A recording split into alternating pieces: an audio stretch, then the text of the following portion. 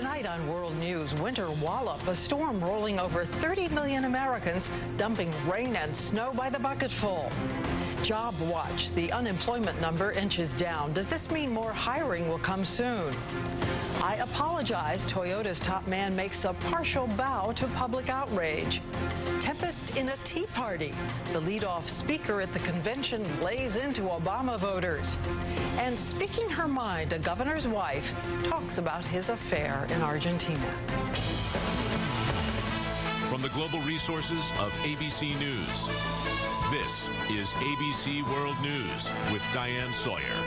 Good evening. A huge part of this nation is battening the hatches against a wall of rain and snow tonight. Groceries selling out of milk and bread, snow shovels flying out of the stores all the way from Virginia to the New York suburbs. Take a look at the forecast map. That entire dark purple area spreading out there on the East Coast could get as much as 2 feet of snow. And David Curley is out in snowy Washington. David? Diane, the conditions have really deteriorated in just the past hour dramatically here. It's snowing much harder. This is going to go on for 24 hours. They're calling this the monster storm of the mid-Atlantic, and already problems are popping up. Most of Virginia is already dealing with treacherous, snowy roads, plows doing their best to keep up. But it's only expected to get worse. One local forecaster says this storm is a meteorological bomb, and residents are worried.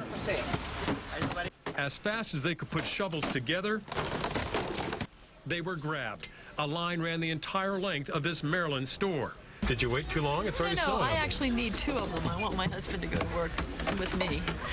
The special delivery order of shovels arrived a half hour before we did. 1,500 will be gone in what, a couple hours? 4 or 5 hours. Wow. Yeah. People are worried. I guess they are, yeah. They want to dig out. The storm is expected to reach all the way into New Jersey before it's done. And by midday today, some forecasters were saying this could be the storm in Washington, up to 30 inches, breaking the all-time record.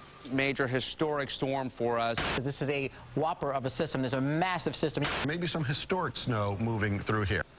For a full day now, grocery stores have been slammed. When was the last time you saw a shelf nearly empty of meat or milk?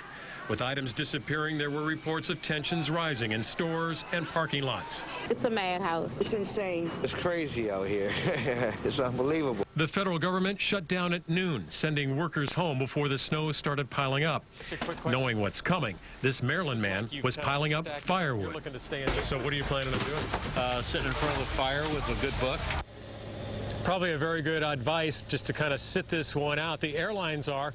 More than 1,000 flights have been canceled. Amtrak service has been curtailed. And Diane, it could be late Sunday before all of this is dug out and people are ready to go back to work on Monday. After watching the Super Bowl, of course. Okay, thanks to you. Thanks to you, David Curley. Well, the new unemployment number is also out today, and here is what it shows. The unemployment rate dropped in January to 9.7%, down from a high of 10.1%. But 20,000 more jobs were lost last month, bringing the total of jobs lost since the recession began to 8.4 million. And to get a sense of the impact on the country, here's a map of where we were December 2007 before the recession. And watch as gradually unemployment creeps across almost every city and neighborhood in this nation, only the center of the country spared. So we asked Betsy Stark, are there signs that the economy is on the mend for the rest of the country? At a small business in Maryland this afternoon, the president emphasized the positive, calling today's report Cause for hope, but not celebration. Republicans seized on the negative. The president has failed to achieve the job growth he promised. So who's right? There were hopeful signs today. Temporary hiring was up sharply, typically signaling full-time hiring ahead. People who have jobs are working longer hours and getting higher wages. And the manufacturing industry added jobs for the first time in 3 years. All of the things that we look to give us an idea of when employment's going to turn up are pointing in the right direction. Well, maybe not all. The number of Americans out of work 6 months or more jumped to a record 6.3 million, and the economy continues to lose jobs. So how do we really know where the job market is headed and how soon? Economists say consider some of these quirkier indicators, too. Gambling is making a comeback. as Americans let themselves blow off some steam. Rising casino revenues have been a good predictor of falling unemployment. You can definitely feel the pulse picking up. Or look at wine sales, up 2.1%. Americans are buying less expensive wines, but sales are good enough to create some jobs. We hired a few more people. We didn't do that last year. We didn't have the sales to warrant that. Most economists we talked to today continue to think companies will start hiring again in bigger numbers this spring. But the hole we are in is so deep that most forecasts still call for the unemployment rate to stay well above 9% for the rest of the year, Diane. Okay, Betsy, thanks to you for that. We're going to turn now to Toyota.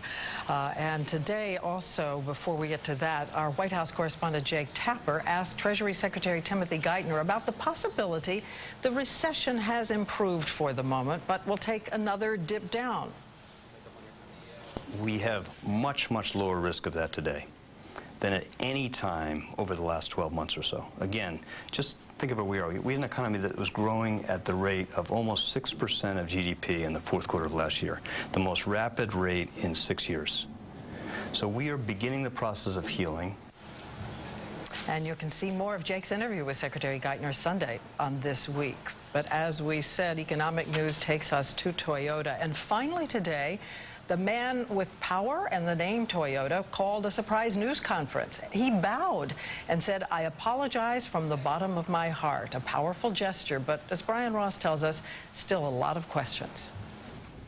The Toyota CEO entered the late-night news conference with a grim look and repeated bows.